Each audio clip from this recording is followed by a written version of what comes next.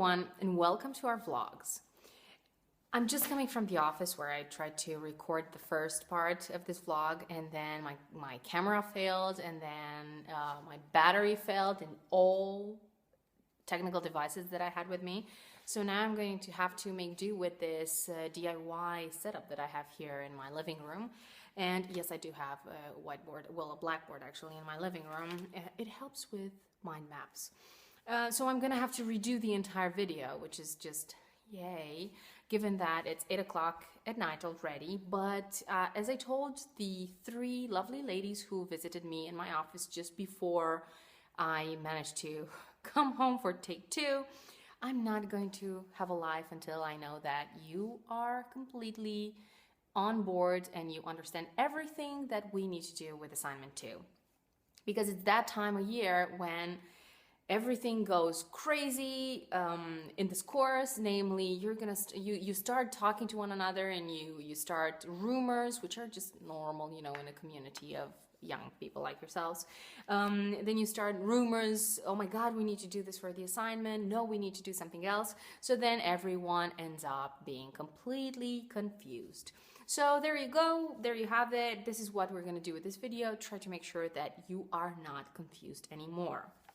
So I have the questions that I have printed. These are the questions from Typeform. I retrieved them an hour ago, so if there are any questions that came in afterwards, then I'm going to try to perhaps just answer them in the comments or in the YouTube description that we're going to add as well. And you know the drill. I'm just going to go one by one through these questions, and I also have a question asked by Cecilia on Facebook. And I promised her that I was going to integrate that here as well. So come on, let's get this party started. Question number 1.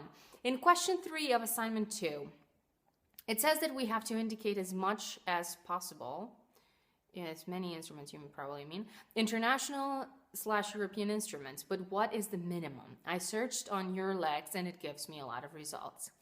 Guys, what can I say? If you have already discovered Eur-lex and you know how to do searches with Eur-lex, I feel like one of the goals of my life has been fulfilled, because this is probably one of the most important databases that you will have to work with. So let us start by saying compliments on that note. To go back to the question and actually answer it, what is the minimum? Well, if I have to think about it right now, I would say that I can think about at least 3 instruments which are very important to mention in this question. So that's question 3 of assignment 2. However, it really depends. One tip is filter any kind of results that you might get after a search on Eur-lex in the light of the topic of the document. So if the results that you get, the gazillion directives and regulations and you know, secondary legislation that you get on Eur-lex, like delegated acts and whatnot, are only just, you know, on page 46, just mentioning one of the words that you found in the document that you had to read, it's not good enough. So does it really deal with the topic? Ask yourselves that. Question 2. Hey guys, hello to you as well. Myself and others have been wondering about the degree to which we have to elaborate on our translations of the legal terms in part 2 of the assignment. Do we have to, for each item, articulate and elaborate on the translation process with reference to the 4 steps method? Let me quote here Jan Smits, who is one of my amazing supervisors, and just say this: take the reader by the hand. This is a research assignment. So what we want to see is that you have done your research. And this is also what you can notice if you look if you're going to look at the course book. It says here that part 1 has 80% of the grade, gives you 80% of the grade, and part 2, the actual research, is 20% of the grade. Why is that? Because part 2 is simply the application of part 1. So part 2, in other words, is just a way in which you show us, you guide us through your research process and show us, you know, why have you made these choices and how do you really underline the actual translations of the 10 terms. So keep that in mind. You don't have to translate pieces of legislation. Let's not go completely, you know, outside of our ways to make this into an assignment that it's not. your assignment in part 2 is to just translate the 10 terms and show us the research process. And in case you haven't watched the skills cast on how to apply the 4 steps method, just check it. I'm going to try to put the link here somewhere. So again, summarizing the answer to this, take the reader by the hand. Now, another question. Okay, we're still filming. That's great, because as I have ran out of battery twice today, getting a little bit paranoid over here. So, part 1, question 7. Does indicate merely require... Okay, now this is the scotch tape that I have used to really put my phone in a position that allows me to film. So let's just... Okay, that's good. I know, super lame. So, going back to the question. Part 1, question 7. Does indicate merely require stating the source or also briefly outlining its content? Well, we have ourselves here a lawyer in the making, because the ability to play around with the interpretation of words is definitely in the skill set of a lawyer. So let me answer this by saying that, yes, when we say indicate, we just mean make a list. And we're going to link to the next question. But before we do that, of course, if you want to outline the content of these sources, you may absolutely do so. Let us not stand in your way of achieving this happiness. But at the same time, if the question says indicate, the list is going to suffice. Then the next question that we said is quite relevant for what we just discussed. There are several questions in assignment 2 that ask us to indicate 10 relevant sources, questions 2 and question 7. How are we meant to lay out these sources? Is it simply a list of names and URLs, or are we meant to place them into some sort of format, example, citation format? It really depends where you mention them. If you do it in the body of your assignment, which you're completely free to do, then yes, just make a list, decide what information you're going to give for each source in a consistent manner. Otherwise, make a footnote, and you know how to footnote. Hopefully you do. But okay, so like I said, it doesn't matter to us as long as you mention them consistently. Another question asks, we used a convention and its translated version to translate a few of the words. Do we need to put a footnote for the link where we found the convention and its translation, or do we not have to mention it? Well, it depends on... We used a convention to translate the words. It depends where exactly you're speaking about this. I'm guessing that this is in part 2. I'm guessing that you're talking about the 4-step method. Like I said earlier, just explain. Take the reader by the hand. Just explain how exactly you're doing that. So then you can simply mention, we found this translation here on this website, and then you can give the link. Just be as detailed as possible with describing the translation process. Okay, and then I think that here we can also link back to Cecilia's question, footnotes for part 2. I think that it really depends. If you want to make a statement and you say there is a translation of this legislation available on the website of whatever government, and then you can put a footnote and you can say, well, this is the link. So you can just cite the online source. Fair enough. If you want to have a question, for instance, because we're in part 2. If you have a step, for instance, question, step 1, yeah? So we say that you want to understand the term. Why make a footnote if you just can explain it in the body of the text, yeah? So let's try to draw a principle out of this, because I think that we're all making this assignment much more difficult than it is by setting these standards that aren't really necessary. So please, when in doubt, when you have a question about what you're supposed to do, go back to the scope and the purpose of this assignment. It's an assignment focused on research, which is supposed to let us inside your minds. So how can we do that if we don't have enough details? This is what this assignment is about. Okay, Cecilia, hope this helps. Then, the next question, part 1, question 5, asks us to find the articles at the legal system it doesn't matter. Just bear with me that we selected that are dealing with the topic of nationality-statelessness. Well, there you go. You know, if for nothing else, then at least you get this hint from this video, because one of your colleagues was really kind enough to mention it in the question. However, question 6 asks us, okay, grammar maybe a little bit, asks us if we can find any other language versions available for the instruments indicated in question 5. Any help? Don't get it. Okay, well, I don't get the question, so let me just read it again. So basically, I think the issue is question 5 asks that you need to search for the article. So basically, yes, it's the national legislation where you find the topic of your document, which is nationality/statelessness. And question 6 asks you if there are any other language versions. Yeah, it's very easy. So, okay, let's take the Netherlands. Question 5, where can you find the rules in Dutch law that are applicable to nationality, and more specifically, in a narrower version, to statelessness? That's question 5. Question 6, can you find these rules translated in any other language? So you will most likely find them in Dutch. Duh.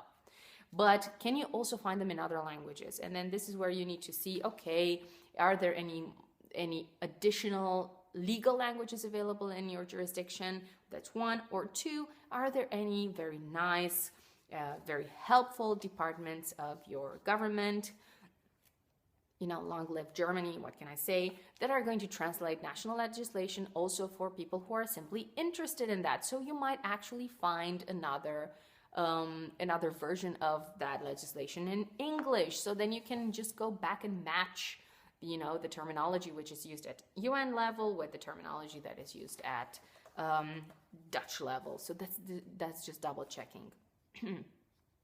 I hope this really helps you to get this question, whoever you are who asked it. Okay, may you please explain how should we deal with questions 5 and 6 in part 1? I hope I did just that.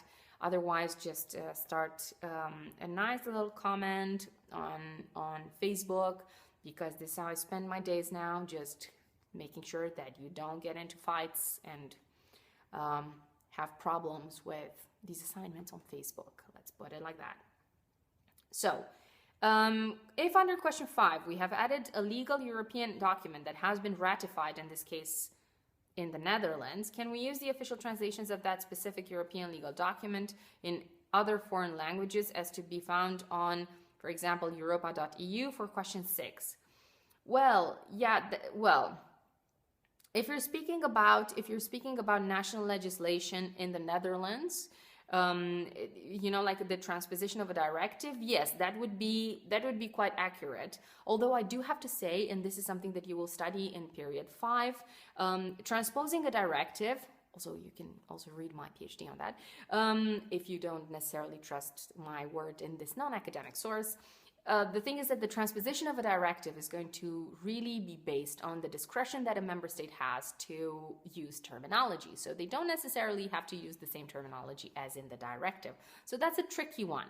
But yes, you can use these different versions of the document in the other official languages, for instance, to actually translate the terminology.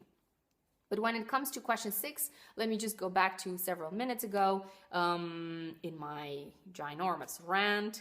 The entire idea is, where can you find the rules on nationality/statelessness, and what translations or what kind of efforts have been made at national level to translate that into other languages? Because, ladies and gentlemen, it's one thing to speak about a directive that is very narrowly targeting a very, very, very specific field of nationality law, but when you're speaking about the actual nationality laws of the Netherlands, where can we find those? And are they translated? This is pretty much it, okay?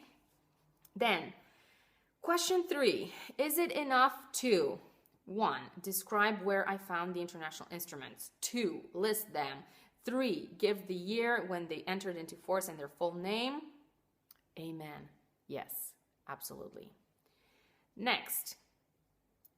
Hello. Hello. Is it me? No, it's good. If we found an equivalent in our language, should we still complete step 4? Thank you in advance, and I wish you a great first day of spring. Aw, so the same to you. It's not really the first day of spring anymore, but still.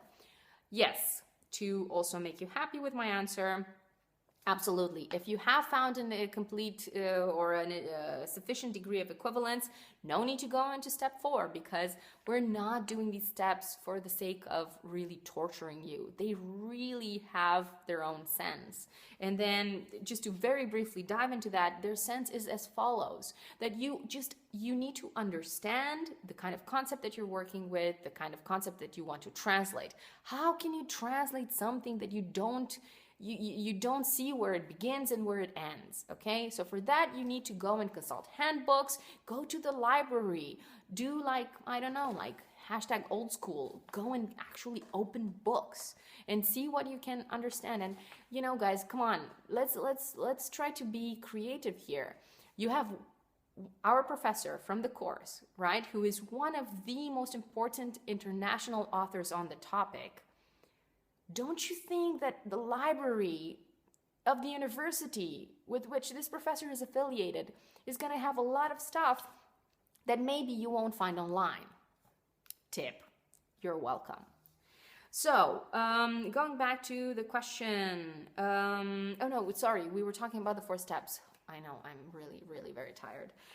So first and foremost, let's understand the concept. What are we talking about? Second, we try to take a shortcut. Can we find these instruments that already have translated this terminology? Okay, if we find these instruments, specifically when it comes to UN level, that's going to be so straightforward, specifically for certain language versions.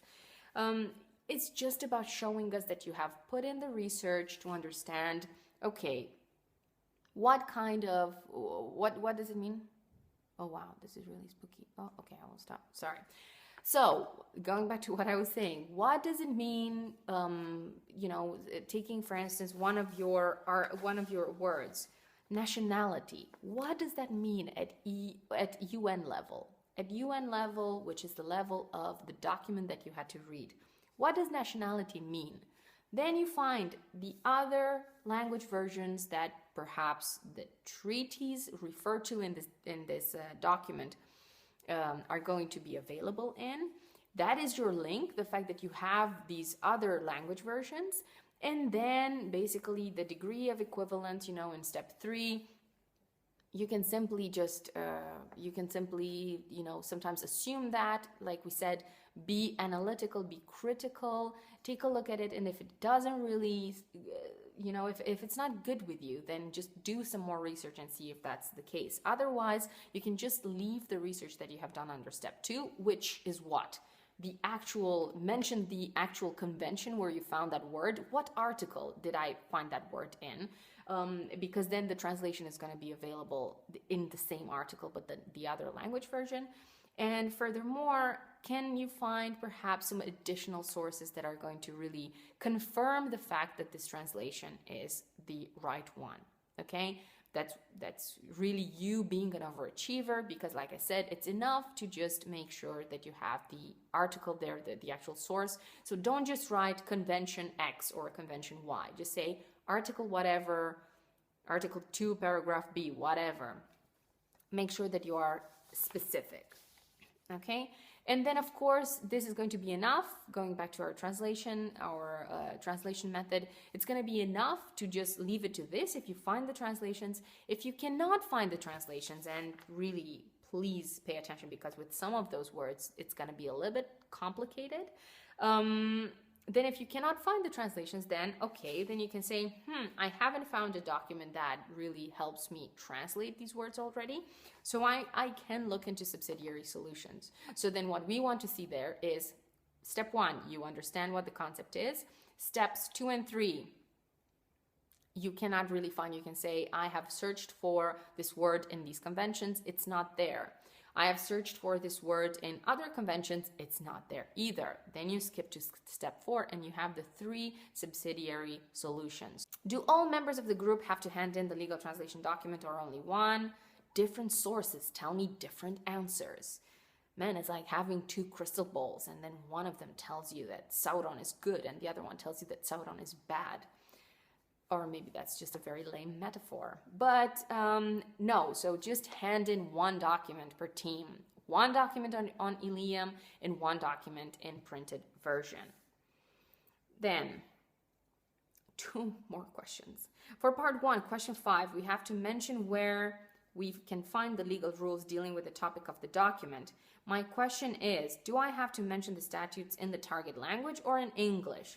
Well, I mean, it only makes sense to just mention them in both, because you can say, okay, this is the actual title of the act where I find these rules, or the law, or the code, or whatever, and then you can just have between brackets, you know, a brief English translation of that.